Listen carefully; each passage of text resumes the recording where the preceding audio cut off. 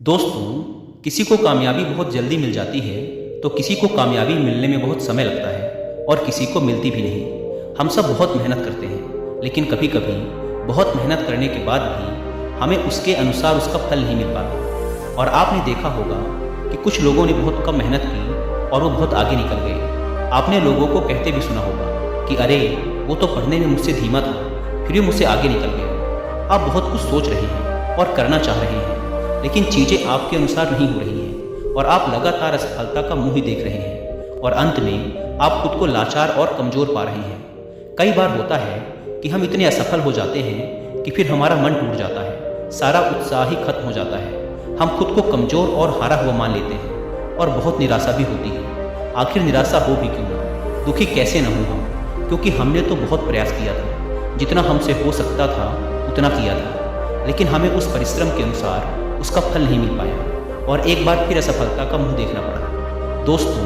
अगर ये सारी परिस्थितियाँ, अगर ये सारी घटनाएं आपके भी जीवन में घटित हो रही हैं या नहीं भी घटित हो रही हैं, तब भी आप इस वीडियो को अंत तक देखिएगा, क्योंकि आज के इस वीडियो में आपको कुछ ऐसी बातें पता चलेंगी जो कि शायद ही आपने पहले कहीं सुनी हो, और जो बातें आज आप जानने वाले हो वो बातें आपको इन सारी मुश्किलों से बाहर निकालेंगी। जैसे आज के समय में स्कूल होते हैं, वैसे ही पुराने समय में आश्रम और गुरुकुल हुआ करते थे। उस समय के लोग अपनी शिक्षा ग्रहण करने आश्रमों में ही जाया करते थे। उस समय हर शिष्य अपने गुरु का बहुत ही सम्मान किया करता था और प्राचीन आश्रमों में किताबी ज्ञान से ज़्यादा बच्चों को व्यवहारिक ज्ञान सिखाया जाता था। ऐसे ही प्राचीन समय में एक आश्रम था जिसमें विभिन्न प्रकार के विद्यार्थी गुरु से शिक्षा ग्रहण किया करते थे। आश्रम से शिक्षा ग्रहण करने के बाद सभी विद्यार्थी अपने अपने राज्य वापस लौट जाया करते थे। उन्हीं शिष्यों में राजवीर नाम का एक शिष्य था। वह भी आश्रम की शिक्षा पूरी करने के बाद अपने राज्य वापस लौट आता है। वापस आने के बाद सभी लोग अपने अपने राज्य में किसी न किसी काम में वापस लग जाते हैं। धीरे धीरे समय बीतता गया, राजवीर और बड़ा होने लगा। उसके परिवार की आर्थिक स्थिति पहले से ही अच्छी नहीं थी। राजवीर के घर वालों ने भी यही सोचा था कि राजवीर जब आश्रम से अपनी शिक्षा पूरी करके लौटेगा तो वो बहुत कामयाब बनकर लौटेगा और हमारे घर की सारी गरीबी को खत्म कर देगा। लेकिन राजवीर के साथ ये सारी बातें उल्टा पड़ रही थी। वह आश्रम से शिक्षा ग्रहण करके तो आया था, लेकिन जब वह काम की तलाश में कहीं जाता था तो उसे कोई भी काम नहीं मिलता था। वह छोटी छोटी चीज़ों में असफल हो जाया करता था। राजवीर एक बार अपने राज्य के राजा के यहाँ गया हुआ था, क्योंकि राजा अपनी सेना में नए सैनिकों को भर्ती कर रहा था। राजवीर भी राजा की सेना में भर्ती होने के लिए उसके महल पहुँच जाता है। लेकिन राजवीर जब राजा के अधिकारियों के सामने अपनी योग्यता दिखाने के लिए प्रस्तुत होता है तो उसके हाथ पैर कांपने लगते हैं। यह देख राजा के अधिकारी उसे वहां से बाहर कर देते हैं और उससे कहते हैं कि तुम राजा की सेना में भर्ती होने लायक नहीं हो अभी। इस बात से राजवीर बहुत ही निराश और दुखी हो जाता है, क्योंकि उसके जीवन में अगर कोई उम्मीद बची हुई थी तो वो यही थी कि वह राजा की सेना में भर्ती होकर अपने घर के आर्थिक हालातों को ठीक कर देगा। लेकिन वहाँ से निकाले जाने के बाद वह दुखी मन से अपने घर वापस आ जाता है। उसे लोगों के तरह तरह के ताने सुनने को मिलते हैं। लोग कहते हैं कि राजवीर बहुत पढ़ा लिखा है, लेकिन फिर भी इसे कोई काम नहीं मिल पा रहा है। तो कुछ लोग कहते हैं कि इसने तो आश्रम में ठीक से शिक्षा ही ग्रहण नहीं की होगी। कुछ लोग तो यहाँ तक कहने लगते हैं कि ये मंद बुद्धि है, इसमें सोचने समझने की क्षमता ही कम है, इसीलिए इसका दिमाग ठीक तरह से काम नहीं कर पा रहा है। मतलब लोग उसे तरह तरह के ताने मारते थे। इस वजह से राजवीर बहुत ही ज़्यादा परेशान हो गया था। एक दिन तो उसके मन में आत्महत्या करने का विचार भी आने लगा, लेकिन जैसे तैसे उसने स्वयं को संभाला। उसने अपनी समस्या अपने एक पुराने मित्र से बताई। मित्र ने राजवीर को सलाह देते हुए कहा कि राजवीर, तुम एक बार फिर आश्रम में अपने गुरु से मिलने जाओ और उनसे अपनी सारी समस्याएं बताओ। वो जरूर तुम्हारी समस्या का कोई न कोई समाधान निकालेंगे। राजवीर पहले तो हिचकता है कि आश्रम को छोड़े हुए बहुत समय हो गया, पता नहीं मुझे गुरुजी पहचान भी पाएंगे या नहीं, लेकिन फिर वह जैसे तैसे हिम्मत जुटाकर आश्रम चला जाता है। वहाँ पर उसे वही पुराने गुरु मिलते हैं जिन्होंने राजवीर को बचपन में पढ़ाया था। गुरु अब बूढ़े हो चले थे। राजवीर गुरु से मिलता है और उनके समक्ष बैठकर अपनी समस्याएं बताना शुरू करता है। गुरु पूरी शांति से राजवीर की बातें सुनने लगते हैं। राजवीर कहता है कि हे गुरुवर, मैं जो भी करता हूँ उसमें असफल हो जाता हूँ। मैं किसी भी परीक्षा को उत्तीर्ण नहीं कर पा रहा हूँ।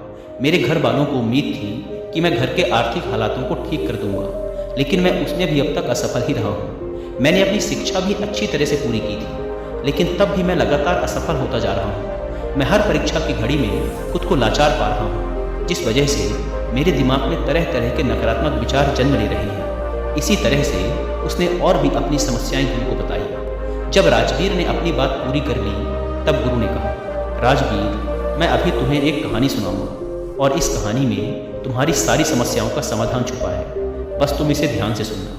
एक बार एक चरवाहा जंगल में भेड़ चराया करता था।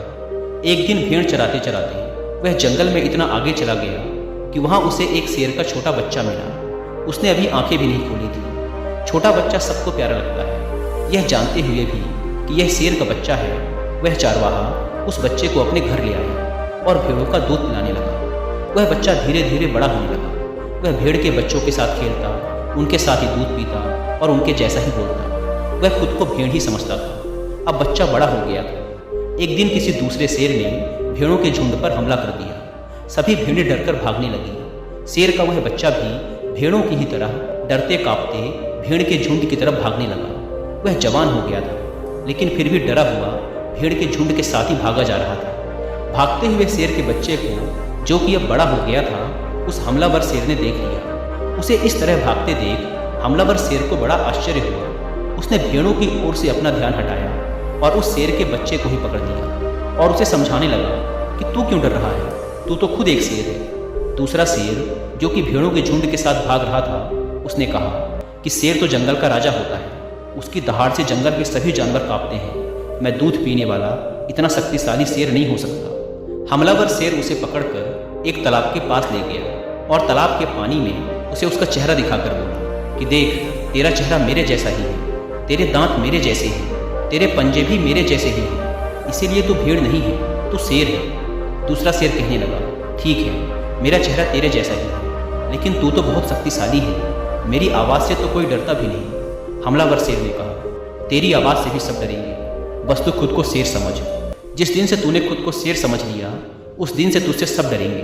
बस तू अपने अंदर की शक्ति को पहचान और खुद पर भरोसा रख। तुझे यह महसूस करना होगा कि मैं भी एक शेर हूँ, मेरे अंदर भी ताकत है, मैं भी जंगल का राजा बन सकता हूँ। जिस दिन से तेरे दिमाग में यह बात बैठ जाएगी, उस दिन से तू किसी से नहीं डरेगा। तू आज डरकर इसीलिए भाग रहा था क्योंकि तू खुद को भेड़ समझ रहा था। तो जब तक खुद को भेड़ समझता रहेगा, तू भागता रहेगा, क्योंकि बचपन से लेकर आज तक तू खुद को भेड़ ही समझता आ रहा है। तू भेड़ों के बीच रहता है, इसीलिए तूने भी खुद को भेड़ मान लिया है और आज तक तुझे किसी ने शेर कहकर पुकारा भी नहीं, इसीलिए तू भेड़ ही बनकर रह गया। गुरु ने कहा, राजवीर, तुम्हारी जिंदगी में भी यही हो रहा है। तुम्हारे अंदर सारी योग्यताएं हैं, लेकिन तुम भी खुद को भेड़ ही समझ रहे हो। इसका सबसे बड़ा कारण ये है कि कोई भी तुम्हें प्रोत्साहित नहीं कर रहा है कि तुम भी कर सकते हो। लोग तुम्हें सिर्फ अपनी नकारात्मक ऊर्जा ही दे रहे हैं। लोग तुमसे सिर्फ यही कह रहे हैं कि राजवीर ठीक से पढ़ा नहीं है, राजवीर योग्य नहीं है, इसलिए उसे कहीं पर भी कोई काम नहीं मिल रहा है। तुम्हारे चाहने वालों ने, आस पड़ोस वालों ने असफलता का डर तुम्हारे दिमाग में भर दिया है। बचपन से ये सभी लोग तुम्हें अयोग्य ही बोल रहे हैं और अयोग्य ही समझ रहे हैं, जिससे तुम्हारी मानसिक दशा भी अयोग्य सी हो गई है। तुम अपने नकारात्मक विश्वासों में कैद हो गए हो। तुम खुद को असफल और हारा हुआ मानने लगे हो, क्योंकि लंबे समय तक जब किसी को अयोग्य और असफल बोला जाएगा, तो उसका दिमाग सच में अयोग्य और असफल हो जाएगा। वह खुद को कमज़ोर और लाचार समझने लगता है, क्योंकि लोगों ने उसे कमज़ोर और लाचार ही बोला है। इस दुनिया में प्रोत्साहित करने वाले लोग बहुत कम हैं। राजवीर, ज़्यादातर लोग बस तुम्हें नकारात्मक ऊर्जाएं ही देंगे। वो तो चाहते हैं कि तुम जिंदगी में सफल ना हो, तुम जिंदगी भर भेड़ ही बने रहो। वे तुम्हारे भेड़ बने रहने पर ही खुश हैं, क्योंकि उन्हें भी डर है कि अगर तुम शेर बन गए तो तुम उन्हें खा जाओगे, क्योंकि शेर से सब डरते हैं। अर्थात उन्हें डर है कि तुम जिंदगी में उनसे आगे निकल जाओगे। अगर अपनी ज़िंदगी में कोई व्यक्ति बहुत सफल होता है, तो सबसे पहले आस पड़ोस के लोगों और रिश्तेदारों को ही दुख तकलीफ होती है। सफल होने के लिए तुम्हें खुद को अंदर से बदलना होगा, खुद के दिमाग पर काम करना होगा, खुद को शेर समझना होगा। जिस दिन तुम खुद को शेर अर्थात योग्य समझने लगे और खुद पर विश्वास करने लगोगे, उस दिन तुम खुद ही सफल हो जाओगे। गुरु ने कहा, राजवीर, अगर किसी बच्चे को बचपन से ही बोला जाएगा कि तू कमज़ोर है, तू मंद बुद्धि है, तू गधा है, तू जीवन में कुछ भी नहीं कर पाएगा, तू जीवन भर असफल ही रहेगा, तो सच में वो जीवन भर असफल ही रह जाएगा और ये सब बातें उसे भेड़ बना देंगी और वो खुद को भेड़ ही मानने लगेगा। यहाँ भेड़ से मतलब है कि वो खुद को कमज़ोर और लाचार समझने लगेगा। वह मानने लगेगा कि वह जिंदगी में कुछ भी नहीं कर सकता, तो उसके आसपास के लोग उसे खुद कमज़ोर बना देते हैं। लेकिन किसी बच्चे से बचपन से ही ये बोला जाए कि तू शेर है, तू योग्य है, तू कर सकता है, तेरे अंदर बहुत ताकत है, बहुत हिम्मत है, दुनिया की कोई भी ताकत तुझे सफल होने से नहीं रोक सकती। अगर बचपन से ही ये सब विचार उसके दिमाग में डाल दिए जाएं, तो वास्तव में उसे सफल होने से कोई नहीं रोक सकता, क्योंकि अब उसके दिमाग में यह बैठ चुका है कि वह सफल हो जाएगा। जब किसी के दिमाग में ये सब बातें पूरे विश्वास के साथ बैठ जाती हैं, तो फिर ये ब्रह्मांड खुद उसे सफल बनाता है। बच्चा जब जानने समझने लायक होता है, तो उसके आसपास क्या चल रहा है, लोग क्या बोल रहे हैं, वो ये सब बातें बड़े ध्यान से सुनता है और समझता भी है। गुरु कहते हैं कि अगर उस छोटे बच्चे के अंदर अच्छी सोच, अच्छे विचार भर दिए जाएं और उसके बारे में अच्छा बोला जाए कि तेरे अंदर असीम संभावनाएं हैं, तो जो चाहे कर सकता है, और सभी सकारात्मक विचार उसके अंदर डाल दिए जाएं, तो उसके दिमाग की क्षमता बढ़ने लगती है, उसका डर खत्म होने लगता है और उसके अंदर निर्णय लेने और संघर्ष करने की शक्ति बढ़ने लगती है। और ऐसे सकारात्मक सोच वाले बच्चे आगे चलकर अपनी ज़िंदगी में जरूर सफल होते हैं। कोई बच्चा कितना भी कमज़ोर हो, हमें उसे कभी भी गधा या कमज़ोर नहीं बोलना चाहिए। जब हम किसी बच्चे को कमज़ोर और लाचार बोलते हैं, तो वो सच में स्वयं को कमज़ोर और लाचार मानने लग जाता है। वो समझने लगता है कि वो सच में दूसरों से कमज़ोर है। उसका दिमाग खुद को कमज़ोर समझने लगता है।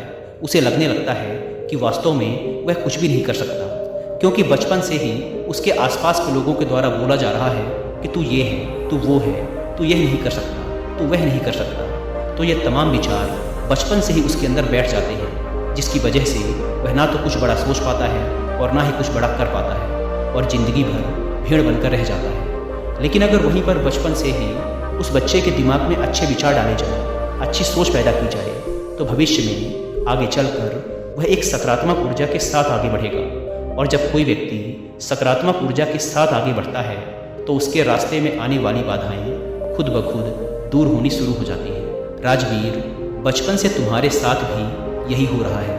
बचपन से लोगों ने तुम्हारे दिमाग में यही सब नकारात्मक विचार भर दिए हैं, जिसके परिणाम स्वरूप बड़े होकर भी तुम यही सब सोच रहे हो। तुम बिना डरे सबसे पहले खुद को सकारात्मक ऊर्जाओं से भरो। जब तुम खुद को सकारात्मक ऊर्जाओं से भर लोगे, तब तुम स्वयं ही सफल हो जाओगे। फिर सफलता के द्वार तुम्हारे लिए खुलने लगेंगे। गुरु ने कहा, कहीं भी जाने से और कुछ भी करने से पहले खुद को सकारात्मक विचारों से भरो। तुम्हें असफल और नकारात्मक विचारों की ओर ध्यान ही नहीं देना है, तुम्हें बस खुद को सकारात्मक ऊर्जाओं से भरना है। तुम प्रतिदिन जब सुबह उठो और रात में सोने जाओ, तब स्वयं से कहो और महसूस करो कि मैं भी कर सकता हूँ, मैं हार नहीं मान सकता, क्योंकि मेरे अंदर भी क्षमता है, मेरे अंदर भी योग्यता है। खुद को सकारात्मक ऊर्जाओं और विचारों से लगातार भरते रहो। इसके बाद तुम खुद धीरे धीरे यह महसूस करने लगोगे कि सफलता के द्वार तुम्हारे लिए खुलने लगे हैं। गुरु आगे कहते हैं कि राजवीर, तुम ये काम आज से ही शुरू कर दो। अगर तुम यह काम आज से ही शुरू कर देते हो, तुम्हें बहुत ही जल्द इसका प्रभाव भी देखने को मिलेगा। इतना कहने के बाद गुरु मौन हो गए।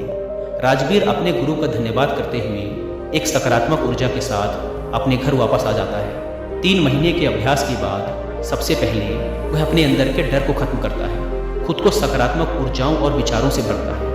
ऐसे ही एक दिन राजा के सैनिक उसके गांव आते हैं और कहते हैं कि राजा की सेना में कुछ नए सैनिकों की ज़रूरत है। इसीलिए जो भी व्यक्ति राजा की सेना में भर्ती होना चाहता है, राज्य का सैनिक बनना चाहता है, वो आज से ठीक 5 दिन बाद महल आकर अपनी योग्यता का प्रमाण देकर सेना में भर्ती हो सकता है। ठीक 5 दिन बाद कड़ी मेहनत के बाद अपनी योग्यता का प्रमाण देने राजवीर राजा के महल पहुंच जाता है। राजा के अधिकारी इस बार जब उसे देखते हैं, तो उन्हें राजवीर में एक अलग ही ऊर्जा और उत्साह दिखाई पड़ रहा था। इस बार वह पिछली बार की तरह डरा और घबराया हुआ नहीं था। इस बार राजवीर अपनी सभी परीक्षाओं में पास हो जाता है और राजा की सेना में भर्ती भी हो जाता है। जब राजवीर के परिवार वालों को ये बात पता चली, तो वो सब बहुत खुश हो गए। दोस्तों, गुरु के माध्यम से आज हमें ऐसी बातें पता चली जो कि हमारे लिए किसी वरदान से कम नहीं है।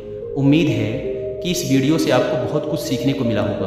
और इस वीडियो को लाइक करो ताकि वीडियो को और भी लोगों तक पहुंचाए।